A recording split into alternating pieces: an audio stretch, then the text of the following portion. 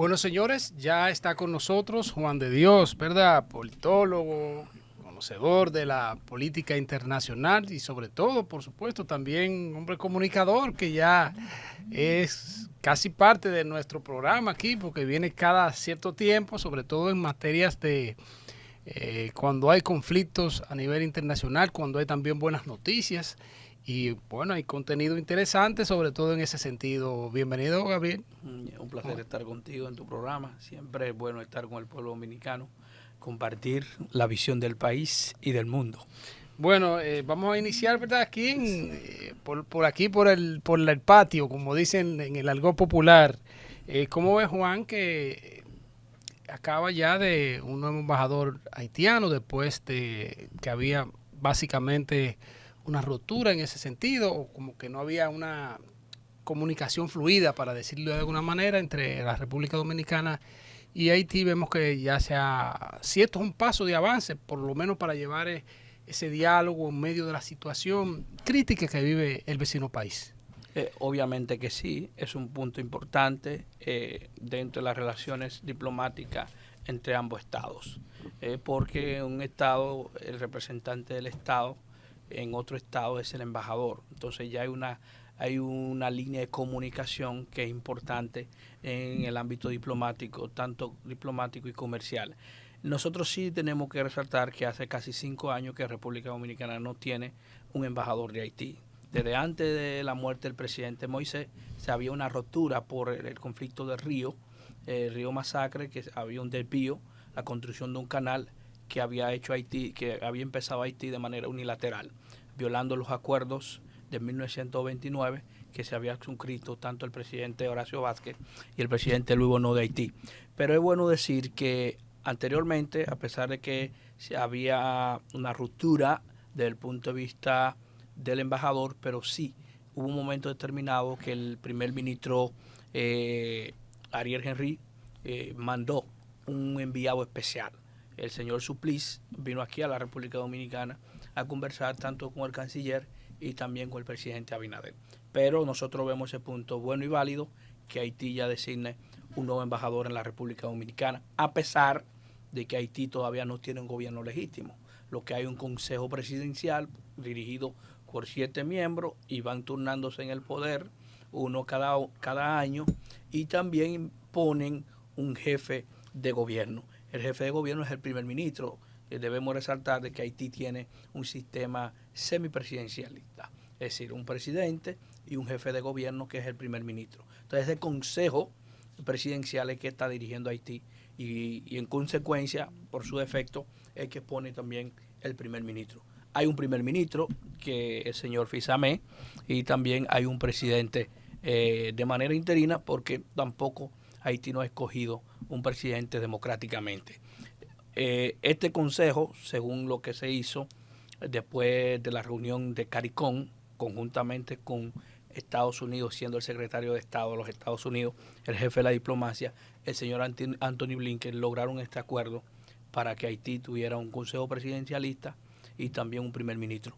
Pero sí tenían previsto de que ese primer ministro iba a estar ahí y también el consejo presidencial durante 2 años, que 2 años después se iba a convocar un proceso electoral. Se iba a allanar el escenario, es decir, el camino para que cogieran un presidente. Ahora voy ahí Eso todavía precisamente, no Juan. está asegurado, porque se pensó de que a través de la intervención de Kenia y también con el apoyo de la comunidad internacional y con ese nuevo consejo presidencialista se iba a pacificar el país y desmantelar a las bandas armadas. Y eso no se ha logrado. Por lo tanto, el país no está pacífico. Hay que lograr primero pacificar el país y luego entonces ir a un proceso democrático. Vimos, aparte, más que una autoridad haitiana, sino también como de alguno de los partidos que uno proponía eso, de que se evocaran a celebrar elecciones, pero como tú has expresado, allí todavía no hay ni siquiera una estabilidad en materia de seguridad. ¿Cómo se podría lograr esto? ¿Y qué entiendes tú ya desde el punto de vista como analista, ¿verdad?, internacional, eh, que no se ha podido compenetrar ese apoyo que ha recibido del gobierno keniano, ya una misión, ¿verdad? Básicamente por la comunidad internacional, aunque sabemos que los miembros o la policía keniana son los que están, pero no ha tenido como resultado que se esperaba en ese sentido. Bueno, resulta de que Haití, según la MINUSUR, la misión de las Naciones Unidas en Haití determinó en el 2019 que en Haití habían alrededor de 200 bandas. Es decir, 200 bandas, grupos organizados, guerrillas, organizados entre 150 y 170 personas. Si tú multiplicas eso por 150, te va a dar aproximadamente 34.000 miembros. Es decir, que están armados con armas de guerras y que tienen armas que vienen de diferentes lugares del mundo, especialmente Estados Unidos. Entonces, ¿qué sucede? Hay una intervención aprobada por las Naciones Unidas a través de la resolución 209 el 2 de octubre del 2023, pero no obstante, esa intervención no ha logrado el fin. ¿Cuál es el fin? El fin es desmantelar la pandilla, es lograr pacificar el país. Por lo tanto, no se ha logrado, pero también está el apoyo que está recibiendo esa misión. Estados Unidos está dando 200 millones de dólares, también está Canadá, España. A retirar parte de esto, o como que no iba a seguir, qué sé yo, ese apoyo. Sí, ha seguido el apoyo. Ahora, el problema es que esa pandilla, para desmantelarla, no hay que tener 500 policías kenianas, porque no hay que haber 500 policías kenianas, porque lo que hay que buscar grupos militares especialistas para desmantelar esta pandilla, como Estados Unidos, que tiene una de las mejores fuerzas armadas del mundo, como Francia, que tiene una de las mejores fuerzas armadas del mundo, pero no mandar 500 policías o 500 guardias, sino enviar aproximadamente 20.000 miembros, 30.000 miembros, 40.000 miembros de las Fuerzas Armadas y penetrar en estos barrios donde están escondidos estas pandillas. Porque las pandillas no es verdad que se encuentran en los montes, no, están en medio de los barrios de los pueblos haitianos. ¿Cuál es el problema? El problema es que esa pandilla tiene nexo con los grupos políticos y también con los sectores poderosos de Haití. Porque ¿cómo funciona la economía haitiana?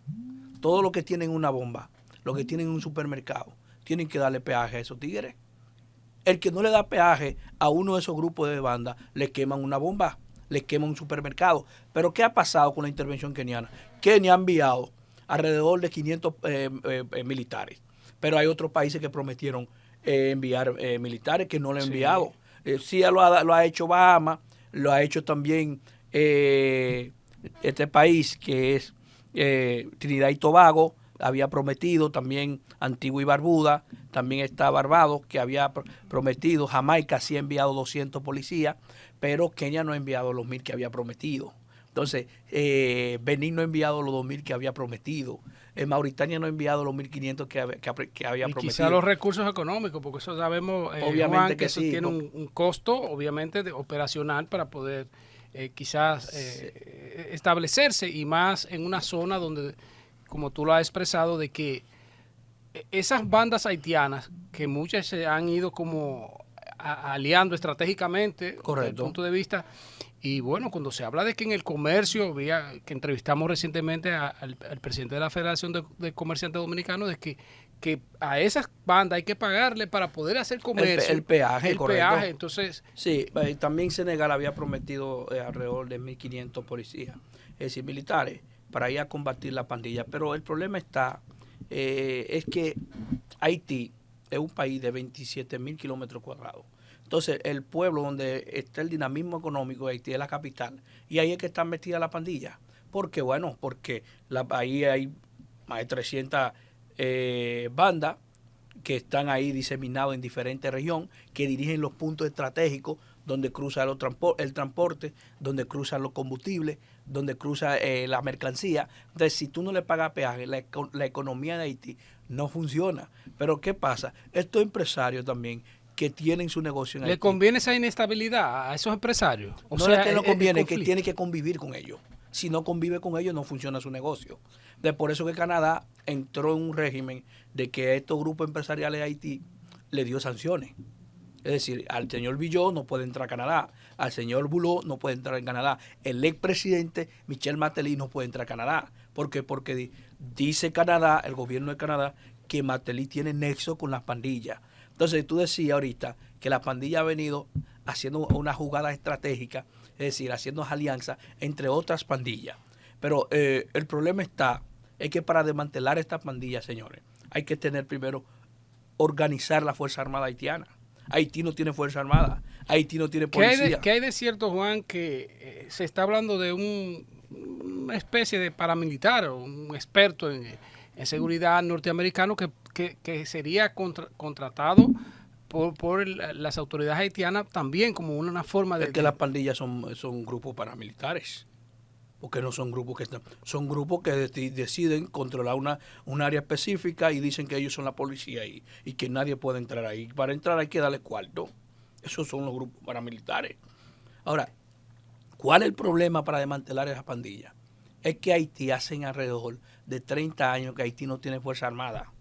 Que la intervención norteamericana en 1994, la operación El Rescate de la Democracia, desmanteló la Fuerza Armada porque la Fuerza Armada era generador de la inestabilidad política y la inestabilidad económica y social de Haití. Porque, bueno, eran lo que daban los golpes de Estado.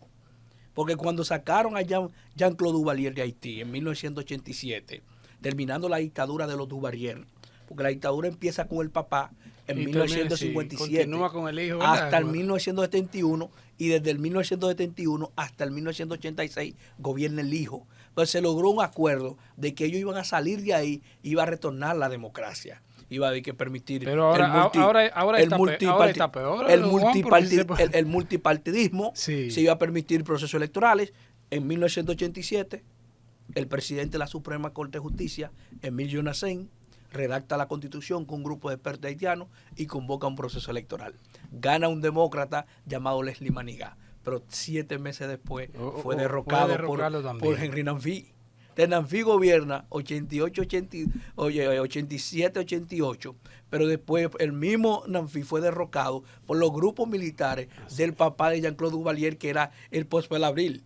Abril gobierna desde el 88 al 89, pero también fue derrocado en el 89 por el general Abraham. ¿De qué hizo? Ha sido una constancia, lamentablemente. Correcto, era una constante de la inestabilidad política, porque habían grupos militares que no estaban de acuerdo con los otros grupos. Entonces, los que estaban gobernando, era un momento determinado, le iban a dar un golpe de Estado. Entonces, ¿qué pasó con el general Abraham?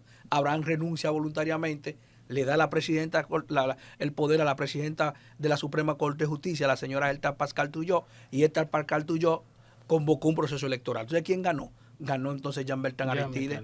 Entonces, 7 meses después, Jean-Bertrand Aristide fue derrocado por Raúl Sedgá. Y entonces ahí se instauró una junta cívico-militar entre Emile Jonassen, el señor Mabacén y Joseph Naret. ¿Usted sabe qué pasó? Estados Unidos, en menos de 2 años, Estados Unidos, a través del presidente Bill Clinton, envió la operación Rescate de la Democracia. La MINUSTAH. No, el rescate, no, el 94. Sí, okay. El rescate de la Democracia, lo que hizo, derrocó a la Junta Militar, Cívico-Militar, salió Raúl Sedgá de Haití, vino a la República Dominicana, de ahí se va a Honduras, y volvieron y pusieron a Jean-Bertrand Aristide. Pero usted sabe qué quería Jean-Bertrand Aristide, que como él había perdido 2 años, quería que le devolvieran los 2 años más. Que le dieran. Entonces, ¿qué pasó? En 1995 gana la presidencia el señor René Preval, y Preval gobierna y termina su primer periodo. Y se convierte en el primer presidente haitiano que termina un periodo de gobierno.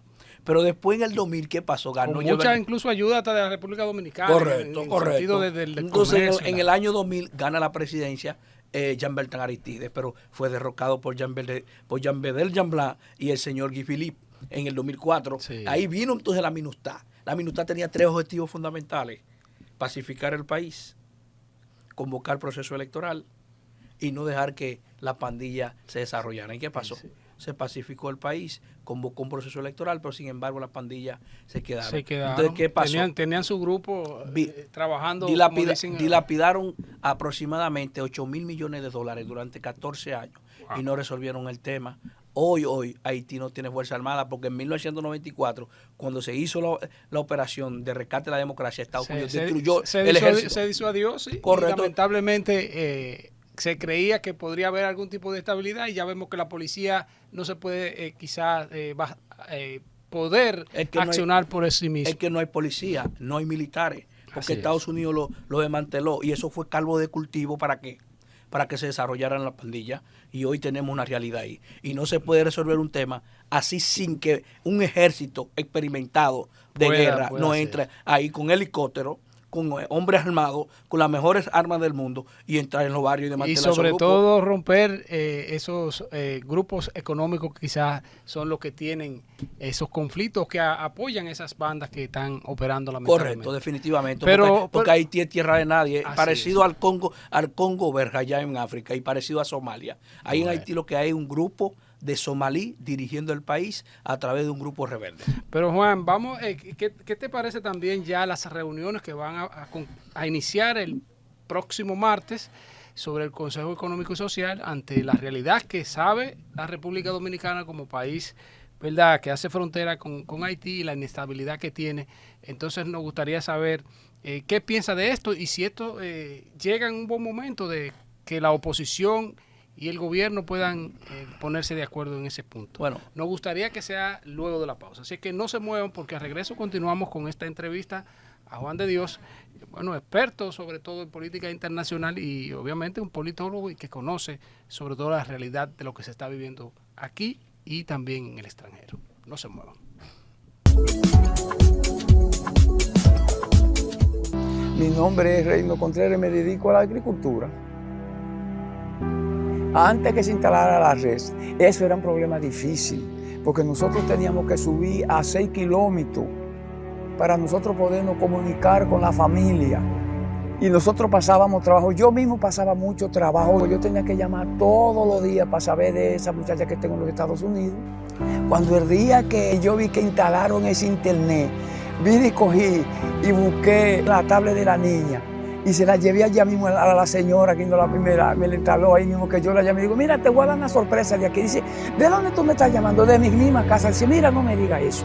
De tu misma casa. Digo, es una sorpresa que tenemos aquí. Es un desarrollo para toda la comunidad. Muy feliz y agradecemos ese proyecto Indotel por traer ese proyecto a nuestra comunidad. La vida mía y de mi familia y de mis nietos y lo demás ha cambiado. En Idopril, velamos porque los derechos de seguridad laboral de los trabajadores sean respetados a través de la Ley 397-19, beneficiando así a más de 2 millones de empleados en el sector público y privado. Idopril, salud y seguridad laboral, responsabilidad de todos. Para más información, accede a nuestro portal web www.idopril.gov.do. Enfermedades crónicas como las cardiovasculares, la diabetes y el cáncer se han constituido en verdaderas pandemias y tienen una estrecha relación con la mala alimentación y el exceso de peso. Es por esto que en el INAVIE hemos reducido las grasas, la sal y más de 18 millones de libras de azúcar en los últimos 2 años. Hemos incrementado las verduras e incluido las frutas. Haz tú lo mismo. Con pequeños cambios puedes hacer grandes diferencias en tu salud y en la de los tuyos. Soy la doctora Ana Carolina Báez, nutrióloga clínica, directora de salud y nutrición del INAVIE y te invito a que te des vida comiendo sano.